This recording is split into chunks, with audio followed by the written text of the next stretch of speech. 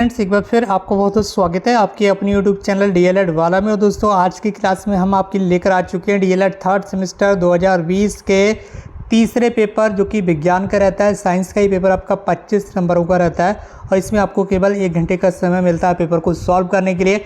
ये आपके लिए 2020 का पेपर है। इससे पहले 2016 के, 2017 के, 2018, 2019 इन सभी वर्षों के सारे क्वेश्चन पेपर हमने आपको इसी चैनल पर सॉल्व करा दिए हैं ऑलरेडी, जिसकी प्लेलिस्ट भी हमने आपको बना दी है, चैनल पर प्लेलिस्ट बनाकर दे दी है। तो तुरंत चैनल पर जाकर आप विजिट कीजिए और चेक कर लीजिए, सारी क्लासेस को अच्छे से चेक कर लीजिए, देख लीजिए, ताकि परीक्षा के लिए आपकी अच्छी तैयारी हो सके। इसी के साथ हम आज की क्लास को यहाँ पर स्टार्ट कर रहे हैं। जितने भी नए भाई बहन हैं उनसे कहने की आवश्यकता तो है नहीं, बिना कहे आप चैनल को सब्सक्राइब करके बेल आइकन को प्रेस कर लीजिए और इस क्लास को अपने अदर फ्रेंड्स के साथ भी शेयर कर दीजिए, ताकि अदर भाई बहन भी हमारे साथ यहाँ पर जुड़ सकें। तो आज की क्लास का सबसे पहला प्रश्न आपके सामने स्क्रीन पर आ चुका है, जिसका आपको आंसर बताना है। और सबसे पहला प्रश्न है दाब, ठीक है, जो प्रेशर होता है, दाब होता है, ठीक है, इसका मात्रक क्या है, दाब की यूनिट क्या है, क्या जूल है, क्या न्यूटन मीटर है, क्या किलोग्राम है, या न्यूटन प्रति मीटर स्क्वायर है। तो दाब का जो यहाँ पर मात्रक यानी कि जो यहाँ पर यूनिट होती है वो होती है यहाँ पर न्यूटन प्रति मीटर स्क्वायर, ठीक है।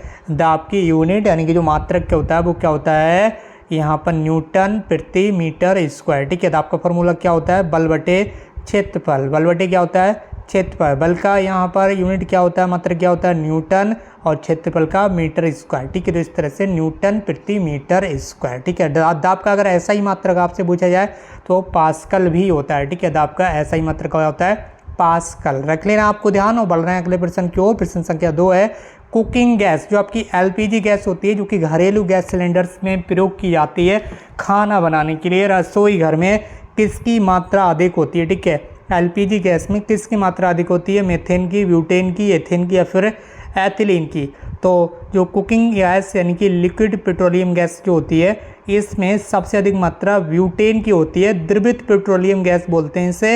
इसमें 95% तक प्रोपेन और ब्यूटेन गैस, और शेष 5% में क्या रहता है आपका एथेन, एथिलीन, प्रोपेलिन, ब्यूटिलीन, आइसोब्यूटेन और आइसोब्यूटिलीन, ठीक है। ये सारी गैसें 5% में होती हैं। बाकी 95% में आपका क्या रहता है, प्रोपेन और ब्यूटेन, ठीक है। ये आपके 95% गैसेज होती हैं। तो इस सवाल का राइट आंसर आप मान लीजिए ऑप्शन बी, ठीक है। बढ़ रहे हैं अपने अगले प्रश्न को। प्रश्न संख्या 3 आपके सामने स्क्रीन पर है। इसमें आपसे पूछा जा रहा है कि भारतीय अंतरिक्ष कार्यक्रम के जनक कौन है, ठीक है।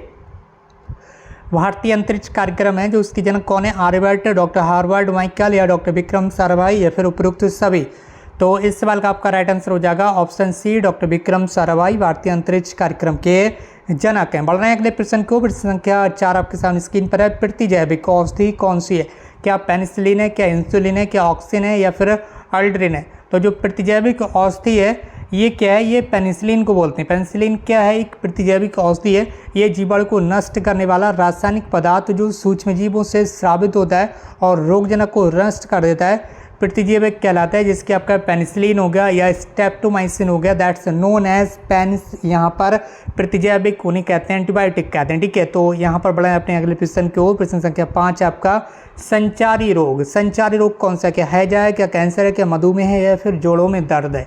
तो जो संचारी रोग होता है वो आपका है हैजा, ठीक है। संचारी रोग क्या होता है, हानिकारक सूक्ष्म जीव सीधे संपर्क या वाहक के माध्यम से एक से दूसरे में संचारित होता है। जैसे आपका हैजा हो गया, खसरा हो गया, मलेरिया हो गया, या फिर टीबी हो गया। ये सारे के सारे कैसे रोग हैं, ये संचारी रोग हैं। इसी के साथ अब आपके यहाँ से लघु उत्तर प्रश्न स्टार्ट हो चुके हैं। तो इसी बात पर कर दीजिए इस क्लास को ज़्यादा से ज़्यादा शेयर, और अगर आप हैं चैनल पर नए तो कर लीजिए चैनल को सब्सक्राइब, ताकि और भी क्लासेस आपको लगातार मिलती रहें। तो इसमें पहला प्रश्न आपके सामने स्क्रीन पर 6 नंबर का फुलरीन। फुलरीन क्या है, तो ये कार्बन का बहुत ही उपयोगी अपरूप है। कार्बन के इस जटिल रूप में क्या होता है, कार्बन परमाणु एक दूसरे से षट्फलाकार या पंचभुजाकार रूप में जुड़कर एक पिंजड़ा की रचना बनाते हैं, ठीक है। कैसे, षट्फलाकार या पंचभुजाकार रूप में जुड़कर एक पिंजड़े की जो रचना है वो बनाते हैं। इसे 1995 में राइस यूनिवर्सिटी के प्रोफेसर डॉक्टर R.E. इस्माइली और उनके सहकर्मियों के द्वारा बनाया गया था, ठीक है। तो इसी के साथ बनाया अपने अगले प्रश्न की ओर। प्रश्न संख्या 7 है परावर्तन। परावर्तन के नियम बताइए। जब प्रकाश की किरणें चिकनी सतह पर पड़ती हैं तो परावर्तन का कोण जो होता है वो आपतन कोण के बराबर होता है। साथ ही आपतित किरण, परावर्तित किरण और जो अभिलंब है वो सभी एक ही तल में स्थित होते हैं। ये 3 यहाँ पर परावर्तन के मुख्य नियम बताए गए हैं। इसी के साथ बढ़ना है अपने अगले प्रश्न की ओर। जीवाणु यानी कि बैक्टीरिया के द्वारा फैलने वाले 2 रोगों यानी कि डिसीज के नाम यहाँ पर आपको बताना है। तो शरीर के अंदर या शरीर पर हानिकारक बैक्टीरिया के फैलने से उत्पन्न संक्रमण को तकनीकी रूप से जीवाणु संक्रमण या फिर जीवाणु रोग कहा जाता है। जीवाणु के द्वारा फैलने वाले 2 रोग निम्नलिखित हैं, हैजा हो गया और क्षय रोग हो गया। ये आपके बैक्टीरियल डिसीज होते हैं यानी कि जीवाणु के द्वारा फैलने वाले रोग होते हैं। प्रश्न संख्या 9 आपके सामने स्क्रीन पर है, किस सिरा में शुद्ध रुधिर पाया जाता है? ठीक है, तो जो फुफ्फुस सिरा होती है, पल्मोनरी वेन होती है, इसमें केवल शुद्ध रुधिर पाया जाता है। बाकी यहाँ बताया गया कि फुफ्फुस सिराएँ शुद्ध रक्त को फेफड़ों से हृदय तक ले जाती हैं। बाकी जो आपकी अदर सिराएँ होती हैं उनमें शुद्ध रुधिर पाया जाता है। इसी के साथ बढ़ाएं अपने अगले प्रश्न को। इसी बात पर कर दीजिए इस क्लास को शेयर अपने फ्रेंड्स के साथ है। अगला प्रश्न संख्या 10, इसमें आपसे पूछा गया कि पौधों में पाई जाने वाली जड़ों के नाम बताइए। जो पौधों में जड़ें रूट्स होती हैं उनके नाम कौन कौन से होते हैं? तो सबसे पहले आपकी मूसला जड़ है। इसमें क्या होता है, एक मुख्य जड़ जो बड़ी होती है और शाखा जड़ों की तुलना में तेजी से बढ़ती है। दूसरी होती है आपकी रिश्तेदार जड़, सभी जड़ों का आकार लगभग एक जैसा होता है। तीसरा होती है आपकी साहसिक जड़, जो जड़ों के अलावा पौधे के किसी भी भाग पर बनती है उन्हें साहसिक जड़ें कह देते हैं। अगले प्रश्न को बढ़ना, ये अगला अंतिम प्रश्न होगा आपकी क्या इस क्लास का, जो कि 11 नंबर का प्रश्न है।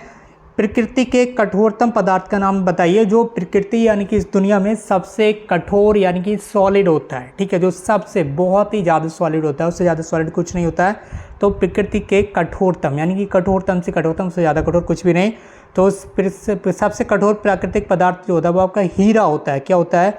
हीरा। ये पृथ्वी पर उपस्थित सबसे कठोर सामग्रियों में से एक है। इसके बाद जो आपके लघुत्तरीय प्रश्न है वो आपको अलग से सॉल्व करा दी जाएंगी, इसलिए कर लीजिए आप इस चैनल को सब्सक्राइब। बहुत जल्दी आपकी परीक्षाएं भी स्टार्ट होंगी जिसके लिए हम आपको अलग से जानकारी देंगे, इसलिए आप इस चैनल को सब्सक्राइब करके जुड़ जाइए और इस क्लास को अपने फ्रेंड्स के साथ जरूर शेयर कीजिए। अगर प्रीवियस क्लासेस अगर आपने अभी तक अटेंड नहीं किया तो उन क्लासेस को भी कर लीजिए, जिसमें PYQ की सीरीज़ लगातार आपको अच्छे से देखने के लिए मिल रही। बाकी दोस्तों आज की इस क्लास को यहीं पर समाप्त कर देते हैं। हमसे जुड़ने के लिए बहुत बहुत धन्यवाद।